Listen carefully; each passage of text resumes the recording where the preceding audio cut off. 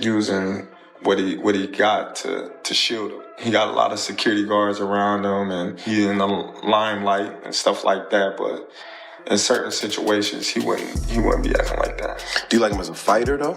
Yeah, he's a damn good fighter. Yeah. But like his core personality and his. If the opportunity presented itself against Floyd, you wouldn't, though, even though you admire him so much and he's so great. Like, Floyd, yeah, because Floyd Mayweather recently sent a strong message to Terence Crawford amid all the heated debates about who would win between them. Mayweather made it clear that Crawford is chasing something that may never happen. According to Floyd, the version of himself that ruled boxing has already closed that chapter on his own terms, and no one is going to rewrite that story. He played the part. Canelo said he's way better than Mayweather. What do you think to that? Who, Terence? Yeah. Oh, of course. Of course he is. What do you want? Floyd told Stephen A. Smith that boxing isn't only about who looks stronger right now, it's about who owned the stage when it mattered most. In his eyes, Crawford asking for this fight in his mid-30s is simply too late. Floyd believes the matchup should have happened years ago, when it would have generated the biggest numbers and truly captured the moment. I am now. how do you beat Floyd, though? Like, since nobody's been able to crack that code. You think I would tell you? He ain't fighting anymore. So that fight ain't gonna happen. That message landed right in the middle of a fiery debate on Stephen A. Smith's platform, where Floyd and Crawford sat across from each other in a rare face-to-face exchange that had the entire boxing world watching. Mayweather stayed calm, but every word carried weight. His message was clear. You can rack up wins. You can even beat the names I never faced. But you're not rewriting my history.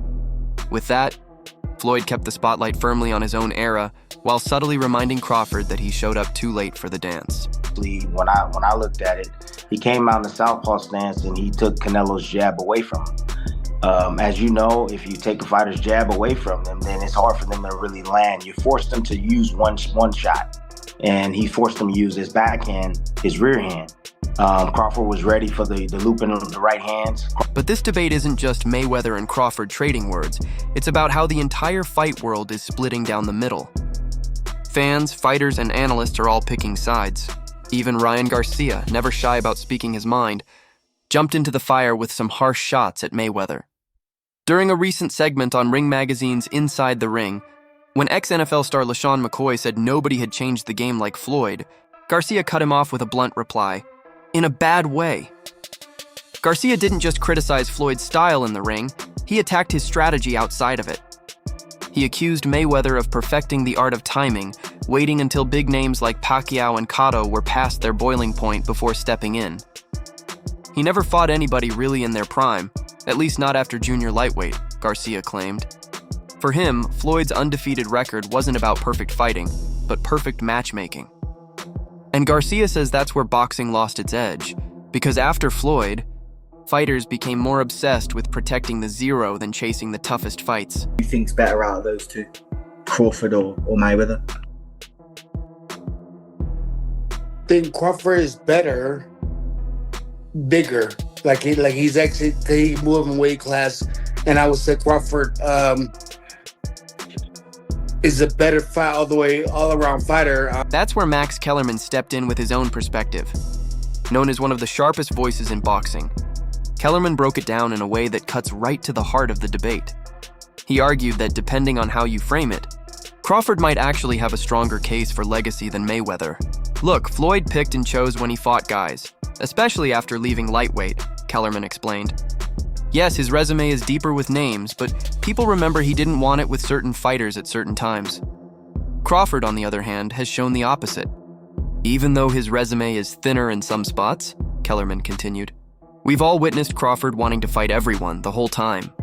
And that makes a difference to people. Can compare and contrast the fight between yourself and Floyd Mayweather Jr. and tonight's bout with Terence "Bud" Crawford, if you can? No, I think Crawford is way better than Floyd Mayweather. And that's really the sticking point. Resume versus intent. Nobody can deny Mayweather's resume is stacked. De La Hoya, Pacquiao, Cotto, Hatton, Marquez, Mosley, Gotti, Corrales, and more. On paper, it's a Hall of Fame roll call. But critics like Ryan Garcia and Max Kellerman argue the shine gets dulled when you look at timing. Pacquiao wasn't the 2009 Dynamo anymore by 2015. Mosley was 38 and coming off a long layoff. Cotto had already absorbed brutal wars. And Canelo? He was just 23, drained by a catchweight. Floyd still beat them all. That can't be erased. But for his critics, the asterisk never disappears. You know, how did that feel to hear that from someone like him? I just was like, well, you know, it's his personal opinion. He was in the ring with both of us, so a lot of people, you know, they can say what they want, but he's actually been in the ring with both of us. You know, one where he felt like he was ready for the body shots. You know, occasionally the straight right hand to the body would land for Canelo. But, you know, sooner or later, Crawford started getting out of the way of that as well by just pivoting, you know, on the angle and, you know, making Canelo reach. There were spots inside the ring that I saw Crawford, you know, try. On the flip side, Crawford's resume might not run as deep, but the intent behind it tells a different story. He never cared about perfect timing. He fought Sean Porter when Porter was still one of the toughest outs in the sport. He dismantled Errol Spence while both were undefeated, doing it at 35 years old. And then, he shocked the world again by stepping up to super middleweight and handling Canelo Alvarez. Crawford's issue was never avoidance, it was access.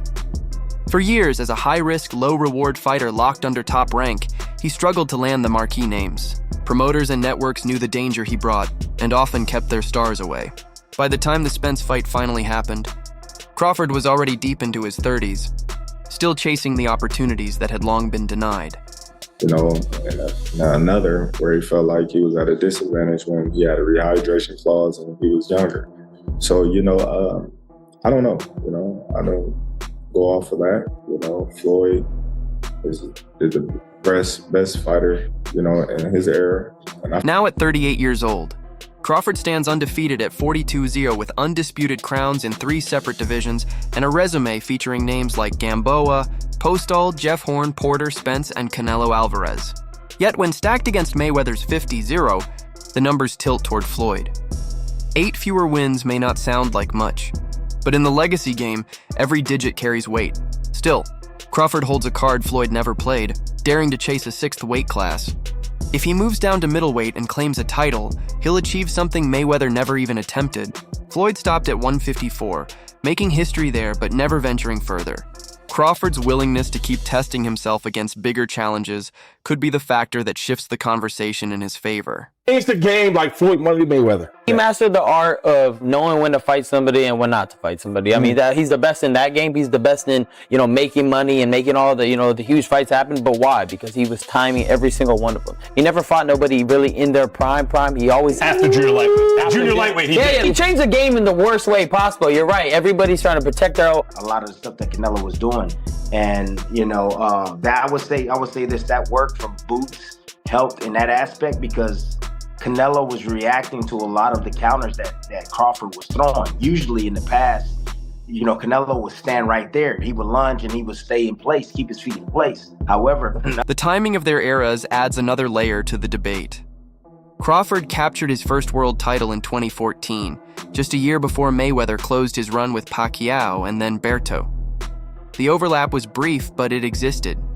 If Floyd had stuck around, the fight could have been made. But by that point, Mayweather was already protecting his legacy, not chasing new risks. And that's really what Floyd was saying on Stephen A. Smith's show, Don't Ask Me Now. If it was going to happen, it would have been when the money was massive and the spotlight was hottest. That window has closed, and so have the what-ifs. No matter what Crawford achieves today, it doesn't pull Floyd back into the ring. Wild, because like if you look at Floyd's resume, it's much deeper than Crawford's.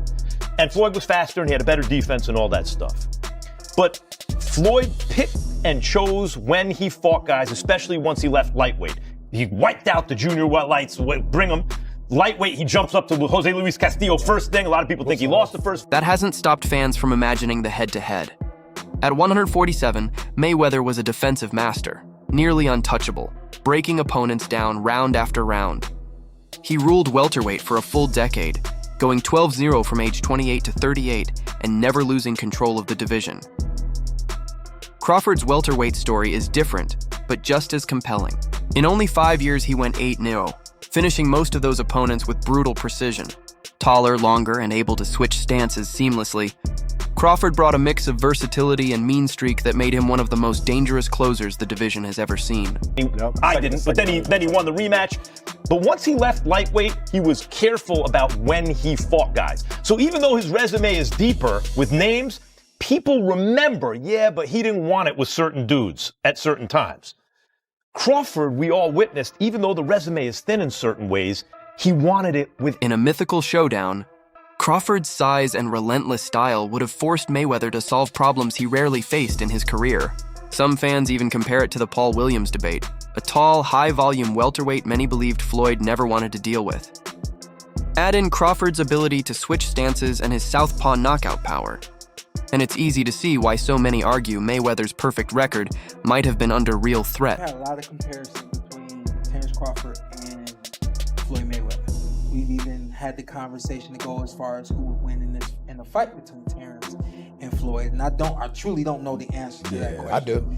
You do? Yes. Yeah. Who will win that fight? Floyd. Floyd will win that Yes, fight. sir. I love you, Terence. Always figures it out. Yeah. But Mayweather's defenders argue that his style was built to shut down exactly the kind of aggression Crawford thrives on. Floyd wasn't just slick and fast, he was efficient. He didn't need to throw 70 punches around. He needed to land the right 25 and make you miss the other 50. Against a switch-hitting, momentum-shifting fighter like Crawford, Floyd might have found ways to frustrate him, just like he did to Canelo in 2013 or Ricky Hatton back in 2007. And then there's stage control. Floyd wasn't only a defensive wizard, he was the pay-per-view king, the man who could freeze an entire weekend with a fight. Crawford, for all his greatness, never reached that level of leverage, even after Spence and Canelo.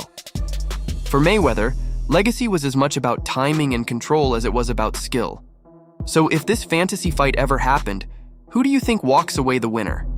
The defensive genius or the versatile finisher? Drop your thoughts in the comments and don't forget to hit subscribe for more breakdowns.